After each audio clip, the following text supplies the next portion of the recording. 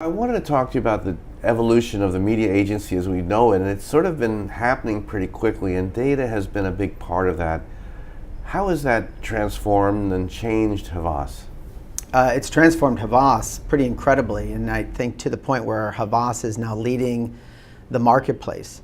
3 years ago, Havas put creative and media and data together in each office, and for the first time really is bringing together the kind of energy of creativity and infusing that into media so that media is having more kind of creative and more bold and more interesting and more scalable ideas.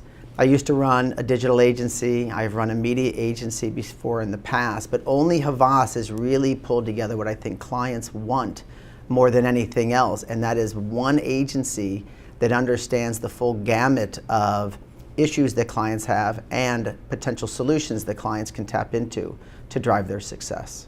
So Colin, just dive in a little bit more around creativity and data, and that's sort of, everyone's talks about the brilliant engines and the tech, incredible tech innovations and the availability of all sort of data sets, but how does creative work with that, or how should it work with that? Well, I think the industry, at least the talk within the industry, is maybe heading in the wrong direction because everybody wants more different versions of data, et cetera. And I think when you get it to be too big and you think of big data, it almost becomes uncontrollable and unusable. And for us, we talk to our clients about finding this small pieces of data that really matter to their business and that their competition doesn't know about so that we can leverage that. And that might be taking housing starts and saying, okay, if there's housing starts in these states and that's growing at a pretty consistent clip, what are the businesses that could grow in those markets, and how do we advertise those businesses more heavily in those markets? Cool, and tell us about the changing expectations of clients. Clients are looking really for one-stop shop. Or maybe said differently, they want hyper coordination. You do that with integrated agency teams, but even with integrated agency teams, you have no platform or no systems to help the teams coordinate. One of the reasons that I came to Havas is that the systems to coordinate are already built in. So yes, we have our people here, but it's more than just having people together. You have to have the systems that bring those people together to deliver against a particular client. And we're going to be going to Las Vegas shortly. There'll be a lot of people involved with television, amongst many media, programmers, clients who are looking to television, which after all is an enormous platform globally. But it's changed, ratings are changing, consumption habits are changing, the devices are changing. How do you guide clients through this changing world of television? And give us some perspective, maybe going back to the Digitas days of what we kind of covered back in the day of digital video, with the new fronts. With the new fronts, and now is really television. Right. I think the one thing you can't argue with yet is that when you put a brand on TV, you sell. And combining television with search has proven an even better combination. So, and we also know that consumers are going offline. They're on mobile phones, et cetera, or not offline, but going away from watching TV all the time at home and watching it on their mobile phones and watching video on mobile phones. And the key to that is that we need to follow consumers wherever they are. And sight, sound, and motion, nothing's ever beaten it. It is the best platform and best vehicle to tell somebody what a brand is all about, what it stands for, and why it might be good for them.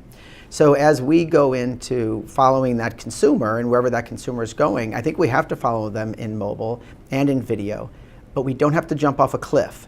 And I think there's a balance that's happening within how much viewability is really there, how much fraud is in the online ecosystem, and how do we balance that with the power of video getting in front of the right person, but really a real person over anything else. And speaking of real people, they have preferences, and there's different conversations about ad load, how much in the ad pod. We spoke to people at Turner last week about actually branded content in broadcast, like these 2-minute segments. Right. Like, what's happening in terms of the ad unit or ad load and consumer preference, and how does that affect what's going on in the media mix? Well, I don't know if it's so much about consumer preference or not. It's more about just experimenting from the network's perspective, more content and keeping people engaged in that content for longer. They're more willing to sit through 2 or 3 commercials than maybe 4 or 5. And so what's the economics for them? How much more could they charge for those fewer spots because they now feel those spots would be more effective? And they have done a lot of studies that have proven that to be more effective. So they're heading in the right direction. Cool. And finally, Colin, what do you see as sort of big trends for next year in the media world, and either technology platforms, existing platforms, consumer-generated platforms? What do you see bubbling up? I still see an incredible rush to data. You know, you look at some of the other holding companies putting all of their data assets together and building these incredibly large organizations around data. I think there's some pros and cons to that. The pros is they have a lot of data and a lot of resources to tap into. The cons is you kind of lock yourself into a certain system.